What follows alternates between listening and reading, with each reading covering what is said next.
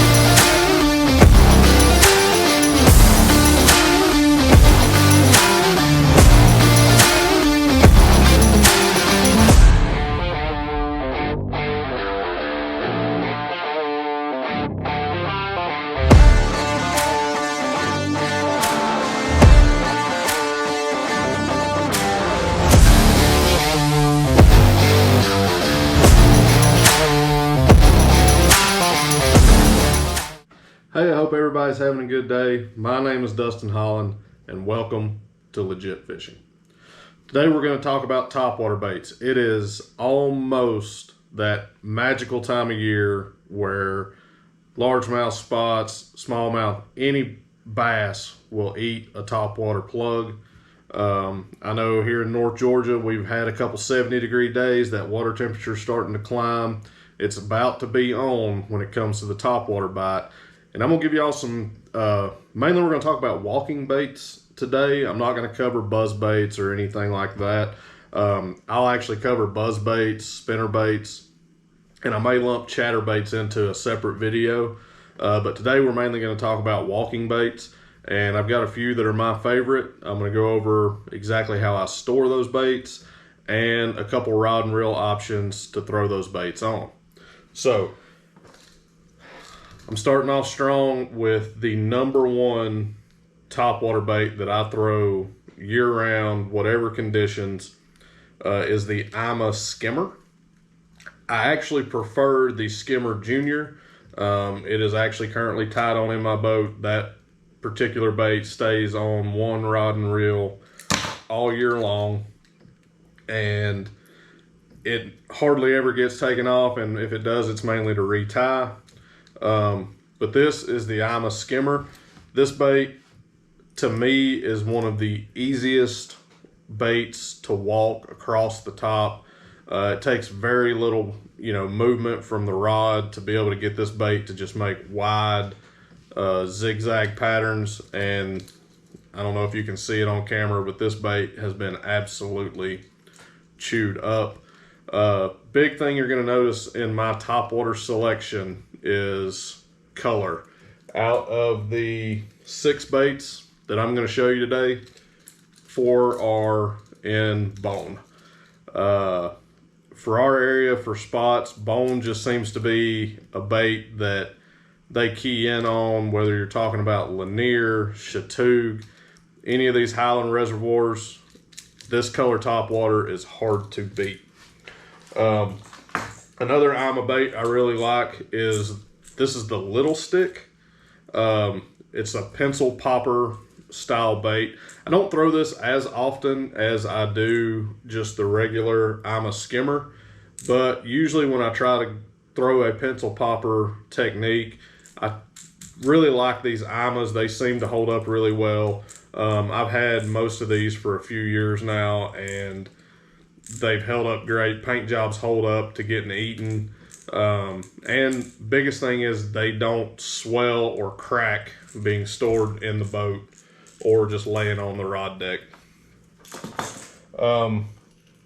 Another walking bait I really like, and this is kind of a smaller profile, more along the lines of like an old Zara spook or something like that, but this is the 6 Sense Catwalk Dogma.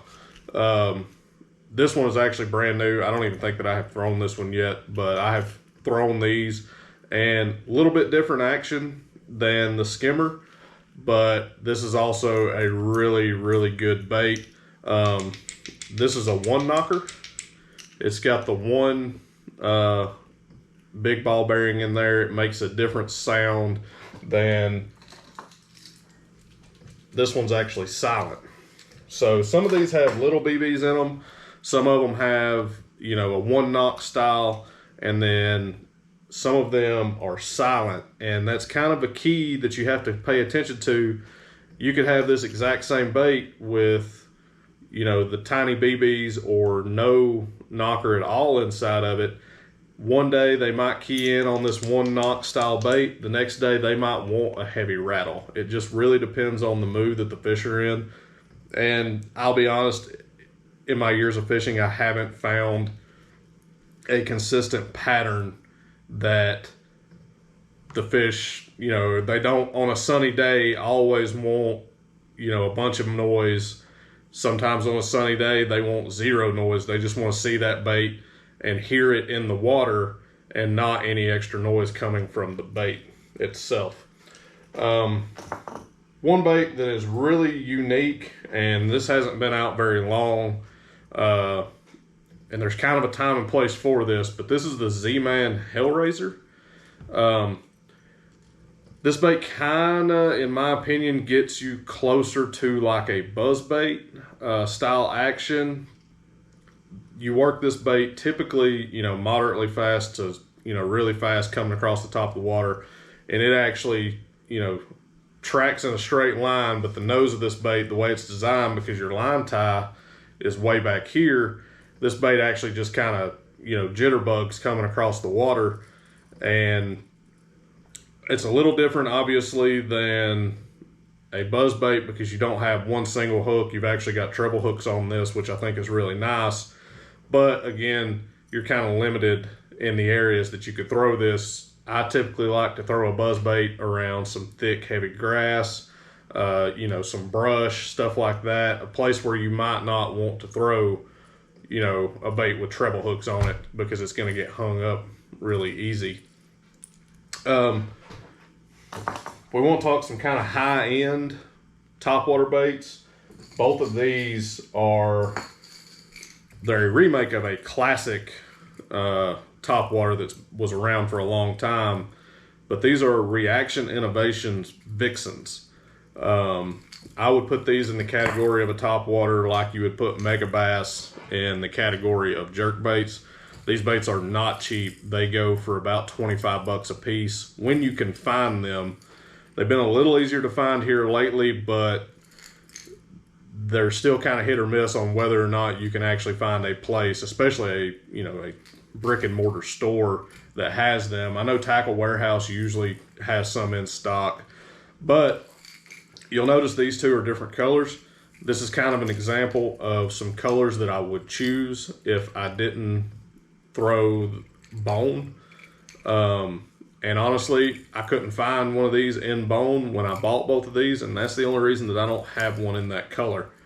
But this one kind of mimics a blueback a little bit more. A lot of the lakes I fish, especially, you know, Lanier, Chateaugue, they've got blueback herring in them, and this particular color, and I'll drop a link in the description below to all these baits, but I'll try to find this exact color name and I will link it in the description below. But this color is very, very close to a blueback. It's kind of got that brown green back, a little more translucent sides with some green and blue thrown in there. And then this one, this color is honestly one of my favorite topwater colors and jerkbait colors. If you need something that's got a little bit brighter profile, this chartreuse with kind of the purple mixed in is a really good option. This bait walks fantastic. It's a little bit, you know, bigger of a bait, and it's also a one knocker, but it has a completely different sound than a lot of the other baits, and I think that's what really makes these baits stand apart. One thing I will say on the IMA baits, I have noticed, and you'll notice that this particular one doesn't have a split ring on it, and I did that for a reason. You tend to get a little tighter action on a bait if you remove the split ring, but also on these IMA baits, I feel like one area that they lack in is the stock split ring that comes on the baits. I've never personally had it happen, but I have seen and been in a boat with somebody who they actually had a fish be able to separate that split ring and fish comes off, you lose your bait, and you come back and your knot didn't break, your line didn't break, the split ring is still, tied in the knot, but it was able to separate from the eye on the bait itself. So I typically replace the split rings on these IMAs. I really like the Spro split rings. They hold up great. But that's one little modification you can do to kind of get a little bit different action than what the fish might be used to, is you can, either if you have a bait that doesn't come with a split ring like this Dogma, you could add a split ring to this and it will, maybe not completely change the action, but it will give it a little bit different action to an identical bait. And sometimes that little bit of a change is, the key in fishing. They've seen this come by them a million times, but if it's got just a slightly different action, they might key in on that, and that might be the little bit of a difference you need to trigger that bite. When it comes to storing my topwater baits, this is actually a brand new box. I know in my organization video, I talked about these Plano Edge boxes, and I realized I was running out of room in my normal Plano waterproof box for all the topwaters I've accumulated, at least the ones that I throw anyway. So I did recently just purchase this Edge box. I'm kind of making a transition to these boxes. They are expensive.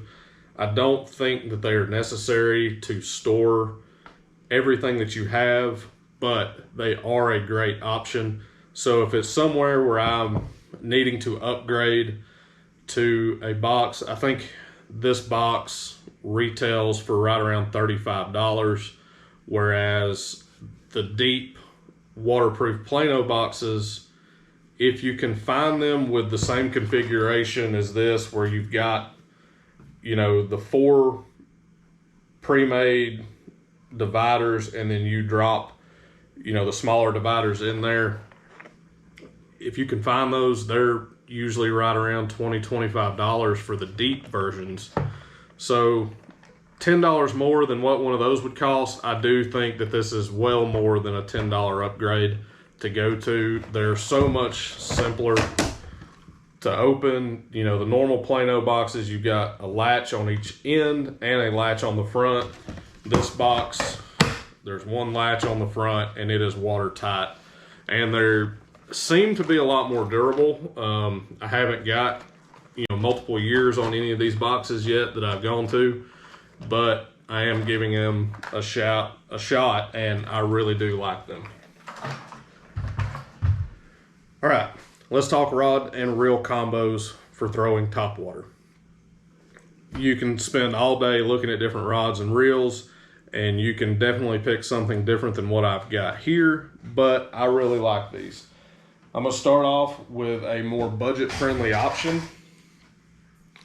And if you'll notice, this rod has a jerkbait tied on it. So does the other one that I'm going to show you, because we're not quite in topwater season yet. And I actually throw these 2 rods in particular.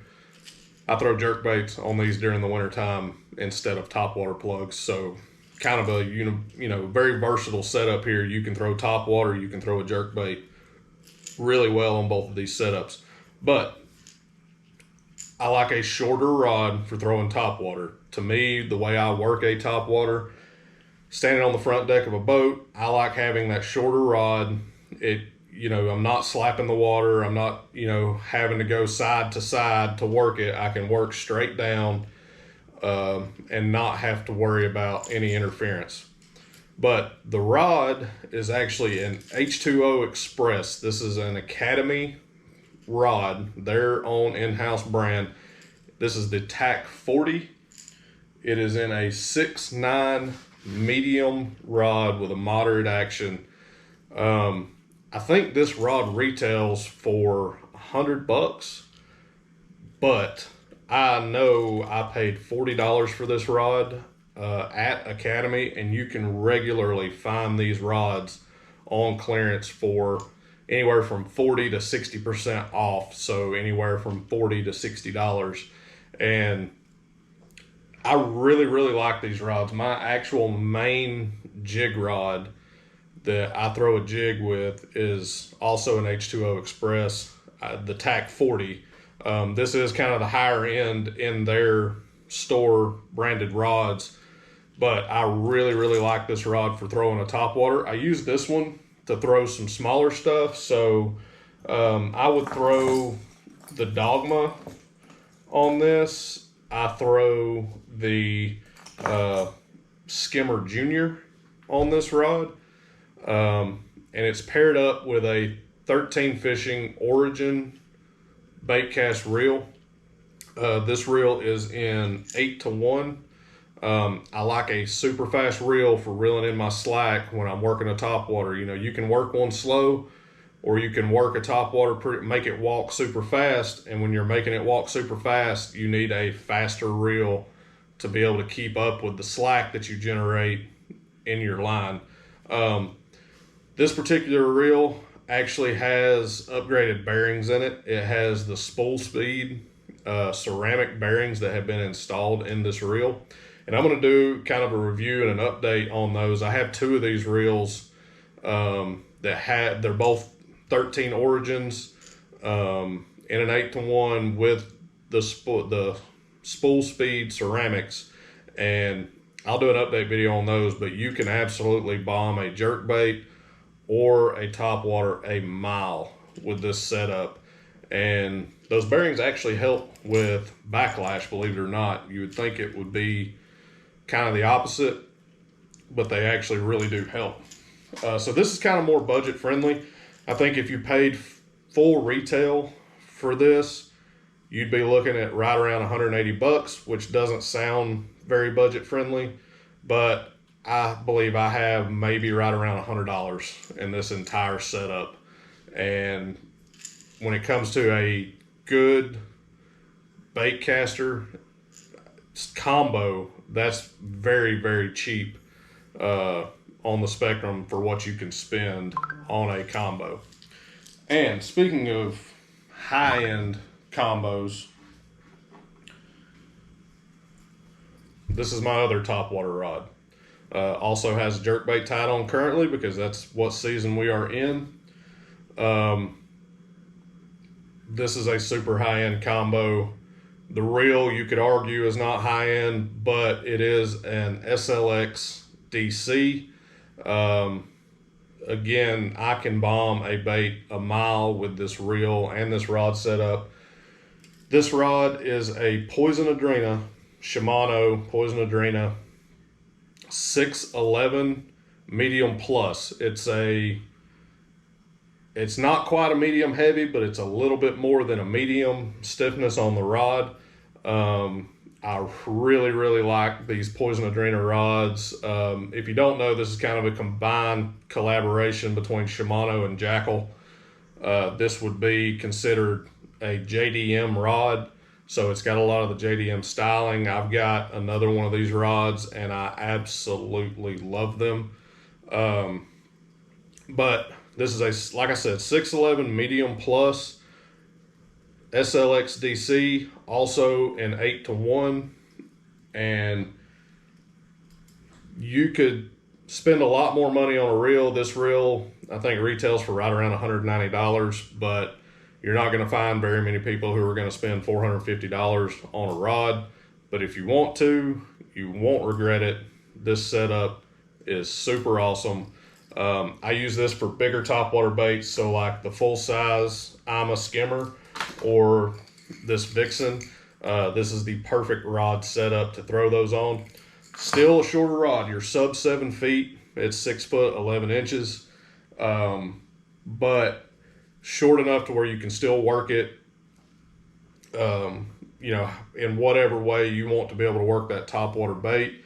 But you've also got a little bit more length and a little bit more backbone to throw those heavier baits. Like I said, we are right on the verge of topwater season kicking off, and I'm super excited for that to get here. I'm hoping we can get some awesome video footage of some, you know, topwater blow-ups and some topwater fish. But I appreciate the likes. I appreciate everyone who subscribes. Drop me a comment down below. Tell me what kind of topwater baits you like to throw. I'm always interested in figuring out new lures. I kind of got a habit when it comes to tackle, so it's a little bit of an addiction. I like trying new things, but I appreciate y'all watching the video, and I'll see y'all on the next one. Bye.